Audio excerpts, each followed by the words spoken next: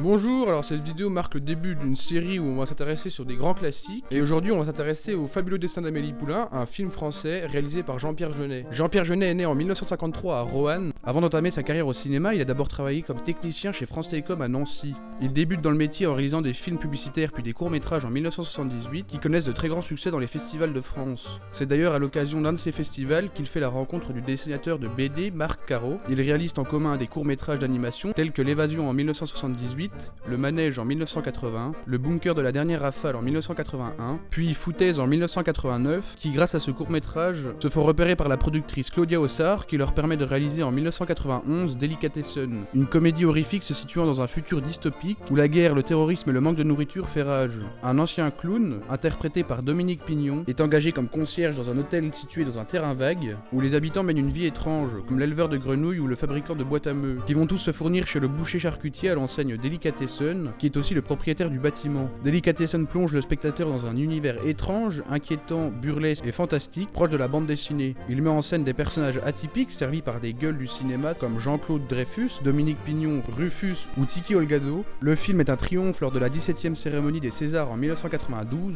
remporte le César de la meilleure première œuvre, meilleur scénario original, meilleur décor et meilleur montage. Le film dure 1h35 et il est disponible sur Netflix, vous avez donc aucune excuse pour pas le voir. En 1995 sort leur deuxième long métrage, La Cité des Enfants Perdus, qui met 4 ans à se concrétiser. Un film mélangeant science-fiction et fantastique à un budget de 18 millions de dollars, qui raconte l'histoire de Crank, un étrange personnage qui vit entouré de clones et d'autres personnages encore plus étranges, sur une plateforme en mer perdue dans le brouillard. Crank doit, pour ne pas vieillir trop vite, voler le rêve des enfants qu'il a enlevés de la cité portuaire. Le film reçoit le César du meilleur décor et marque la séparation des deux réalisateurs pour mener leur carrière chacun de leur côté. Jean-Pierre Jeunet se fait repérer par la Fox pour remplacer Danny Boyle, le réalisateur de Trainspotting, La Plage, Slumdog Millionnaire, mais encore plein d'autres films que j'adore, à la réalisation du 4e volet de la saga Alien, qui sortira en 1997. Alien la Résurrection raconte l'histoire de Ripley, morte il y a 200 ans, et ressuscitée par une équipe de généticiens en croisant son ADN avec celui d'un alien. Le cauchemar reprend, à bord du vaisseau, Ripley donne naissance à un fils qui lui est tout de suite enlevé. Le film connaît un bon succès, mais Jeunet décide de rentrer en France pour réaliser son film le plus personnel, qui sera par la suite le deuxième plus grand succès du cinéma français dans le monde, derrière Intouchable. Le Fabuleux destin d'Amélie Poulain est une comédie romantique écrite par Jean-Pierre Jeunet et Guillaume Laurent, qui avaient participé à l'écriture des dialogues de La Cité des Enfants Perdus. Toutes les idées de ce brillant scénario viennent de Jeunet, où il avait depuis des années tenu un petit carnet où il écrivait tous ses souvenirs, anecdotes et histoires racontées, qui sont pour la plupart vraies. Ainsi, il a déjà eu un poisson rouge suicidaire, il aime faire des ricochets et venait souvent boire des coups au café des Deux Moulins, lieu qui sera par la suite le bar où travaille Amélie. D'ailleurs, je me suis déjà rendu devant ce mythique bar lors d'une petite visite à Paris, je peux vous dire que l'émotion était présente. J'ai pris le soin de prendre la photo la plus cliché, et j'ai même acheté une salade César dans la supérette juste à côté, vous vous rendez compte, c'est incroyable, non? Amélie Poulain, qui devait être jouée par Emily Watson puis Vanessa Paradis, est finalement jouée par Audrey Tautou, repérée lors d'un casting in extremis, méconnu à l'époque. Toujours produit par Claudia Ossard, le film est un véritable carton dans le monde entier dès sa première projection en 2001. Totalise plus de 32,5 millions d'entrées et récolte plus de 174 millions de dollars alors qu'il n'avait coûté que quelques 12 millions de dollars. Il est 5 fois nommé aux Oscars et remporte 4 Césars en 2002, celui du meilleur film, meilleur réalisateur, meilleure musique originale pour Yann Tiersen et celui du meilleur décor. Le film raconte l'histoire d'Amélie, une serveuse dans un petit café à Montmartre. À 23 ans, elle mène une vie simple, ayant abandonné toute relation sentimentale après des tentatives ratées. Elle prend goût à des petits plaisirs simples, comme faire craquer la crème brûlée avec sa cuillère, faire des ricochets sur le canal Saint-Martin, mettre sa main dans un sac de grains, ou alors essayer de deviner combien de couples parisiens ont un orgasme à l'instant. Alors du coup, Amélie, il y en a combien? Bah non, je peux pas vous dire, ce serait du spoil sinon. Faut voir le film pour savoir. Sa vie bascule la nuit de la mort de la princesse Diana. Dans un enchaînement de circonstances suivant l'annonce du choc, elle découvre derrière un carrelage de sa salle de bain une boîte métallique remplie de souvenirs cachés par un garçon 40 ans auparavant. Fascinée par sa découverte, elle se met à la recherche de la personne maintenant adulte qui avait placé la boîte afin de la lui rendre. Tout en établissant un marché avec elle-même, si elle le retrouve et le rend heureux, elle consacrera sa vie à aider les autres, sinon tant pis. Le film est une représentation originale, parfois idéalisée, de la vie contemporaine à Paris. Amélie évolue dans une ville illusoire, au caractère idyllique et imaginaire. Montmartre est perçu comme un petit village où tout le monde se connaît. Le film a d'ailleurs connu quelques critiques par la mise en scène, qui paraît cliché, mais dès le début, le spectateur est plongé dans un univers presque fantastique. Il est donc normal de ne pas montrer le côté grisâtre de la ville, les rats, les Parisiens qui tirent la gueule dans le métro. Par exemple, dans le Grand Budapest Hotel, on ne va pas reprocher à Wes Anderson de mettre en scène un hôtel de cette façon, alors que de toute façon il n'existe même pas.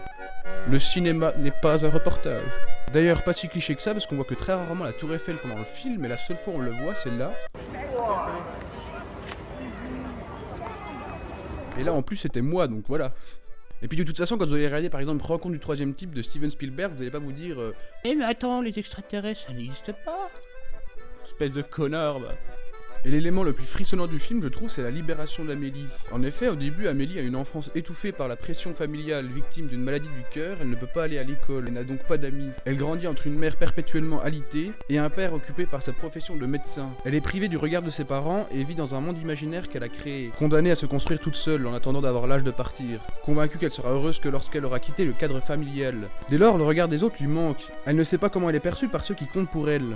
Elle va donc se mettre un masque social pour répondre aux exigences de la société et vivre dans son petit monde sans se confronter à la réalité. Sa libération commence lorsqu'elle trouve le trésor caché dans son appartement, confectionné par un enfant 40 ans avant, contenant des souvenirs d'enfance. Elle se pose la question, l'intimité vaut-elle la peine d'être cultivée, retrouvée et appréciée?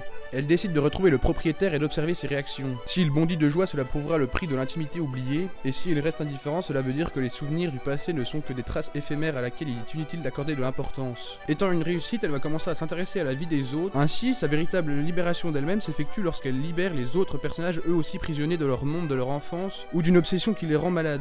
Elle prend conscience qu'elle s'est longtemps cachée derrière de multiples masques, craignant de révéler qui elle est vraiment. Que la vie est courte et qu'il ne faut pas passer à côté et sortir de sa zone de confort. La quête d'Amélie Poulain est celle d'un rapport serein avec ses proches qui consistera à prendre confiance en ses vraies valeurs.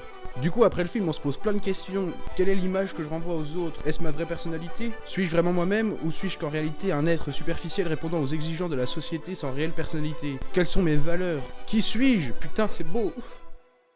Le film réconforte les spectateurs en leur montrant que la restauration de soi est possible. Si Nino, interprété par Mathieu Kassovitz, longtemps martyrisé à l'école, il pense que sa libération passe par la reconstitution de photos ratées d'un photomaton. D'ailleurs, l'utilisation du photomaton par Jeunet n'est pas un hasard, il symbolise la recherche de sa propre identité. Le film serait donc comme une recette du bonheur. Amélie s'adresse directement au spectateur en brisant le quatrième mur avec ses regards caméra. Elle nous donne une méthode pour se libérer soi-même, faire le lien entre le bonheur des autres et le sien propre. Enfin bref, ce film respire le bonheur, et c'est d'ailleurs très probablement le meilleur remède contre la dépression.